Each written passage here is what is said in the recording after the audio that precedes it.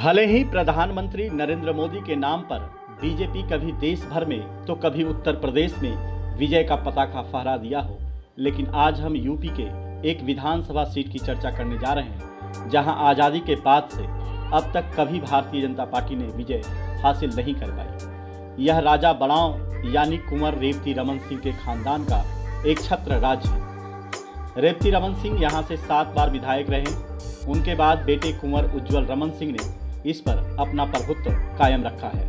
खास बात यह है कि मोदी लहर में भी प्रदेश की हॉट सीटों में शुमार करछना पर कमल नहीं खिला। यहाँ रेवती रमन के बेटे उज्ज्वल रमन सिंह ने विजय हासिल की थी। इस बार भी चुनाव भाजपा वर्सेस सपा ही है। जीत किसकी होगी यह तो 10 मार्च को पता चलेगा, पर दोनों की पार्टियों ने अपनी अपनी ताकत झोंक रखी है। यमुना पार के बाद शहर से सटी प्रयागराज का करछना विधानसभा सीट राजनीतिक दृष्टिकोण से बहुत महत्वपूर्ण है। करछना विधानसभा का गठन चाका ब्लॉक के साथ कौंधियारा के कुछ हिस्से को शामिल करते हुए किया गया है। नगर निगम सीमा के विस्तार के बाद कुछ हिस्सा शहरी सीमा में शामिल हो गया है, पर अभी यहाँ वार्ड नहीं बनाए गए।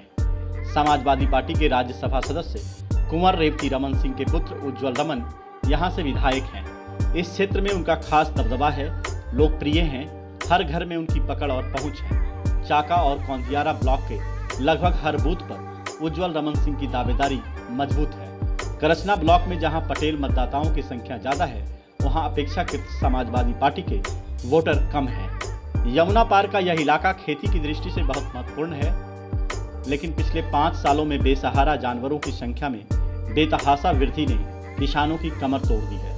कई गाँव में तो सिर्फ फूलों की खेती और लेमन ग्रास पर निर्भर हो गए हैं, लेकिन फूलों की खेती के बाद उन्हें स्थानीय स्तर पर मंडी न मिलना भी चुनावी मुद्दा है। इसके अलावा बेरोजगारी और बेकारी भी एक स्थानीय मुद्दा है। उज्ज्वल रमन सिंह अपने पुराने पैटर्न पे चल रहे हैं। मुस्लिम, यादव और ब्राह्मण की सेक्टर पर काम कर रहे हैं। वहीं अब तक सीट पर भाजपा कभी जीत नहीं सकी है। इस भ्रम को तोड़ने के लिए पीयूष रंजन निषाद कुशवाहा और पटेल बिरादरी को साधने में जुटे हैं। पीयूष के पास काम बनाने के लिए भाजपा है, तो वहीं क्षेत्र का विकास उज्ज्वल रमन की ताकत। 2017 के चुनाव में पीयूष रंजन निषाद भाजपा के उम्मीदवार थे, जबकि उनके मुकाबले में समाजवादी पार्टी के उज्ज्वल रमन सिंह चुनावी मैदान में उतरे थे। उज्ज्वल रमन सिंह जमीन से जुड़े नेता रेवती रमन सिंह के बेटे हैं। इसका लाभ भी उन्हें इस क्षेत्र से मिला है। इसके अलावा यहाँ के कुशवाहा और यादव मुस्लिम का गठजोड़ ने भी समाजवादी पार्टी की बढ़त में महत्वपूर्ण भूमिका निभाया था।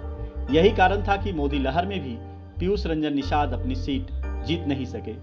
2017 के चुनाव में प्रयागराज में इकलौती विधानसभा थी जहां समाजवादी पार्टी को जीत मिली थी। अगर कोई बहुत बड़ी उठापटक नहीं हुई तो फिर उज्ज्वल रमन सिंह यहां से जीतते दिखाई दे रहे हैं। हालांकि मुकाबला रोमांचक और कांटे का होगा।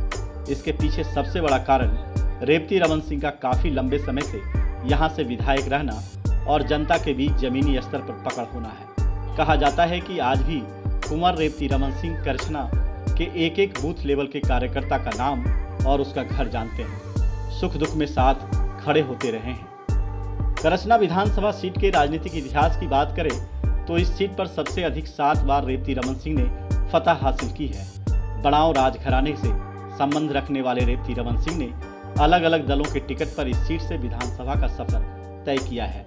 इस सीट के राजनीतिक इतिहास की बात करें तो 1951 में हेमवती नंदन बहुगुणा ने इस सीट से जीत दर्ज की थी। 1957 में कांग्रेस के कमल कुमार गोविंदी, 1962 में पीएसपी के सत्यनारायण पांडे, 1967 के चुनाव में निर्दलीय एस दीन, 1969 के चुनाव में कांग्रेस के टिकट से रामकिशोर शुक्ला ने जीत दर्ज की थी। 1974 के चुनाव में पहली बार एनसीओ के टिकट से रेवती रमन ने जीत दर्ज की थी। 1977 में रेवती रमन सिंह जनता पार्टी के टिकट से चुनाव जीते थे। 1980 में कांग्रेस के कृष्ण प्रकाश विजयी हुए। 1985 और 1989 के चुनाव में इस सीट पर रेवती रमन सिंह ने जनता पार्टी के टिकट पर जीत दर्ज की, तो 1991 में वह जनता दल के टिकट पर विधानसभा पहुंचे। यदि इस विधानसभा को जाति के चश्मे से देखें तो यहाँ 80,000 कुर्मी मतदाता, तो करीब 50,000 यादव और 50,000 मुस्लिम के साथ 15,000 कुशवाहा और 15,000 पाल बिरादरी के मतदाता हैं।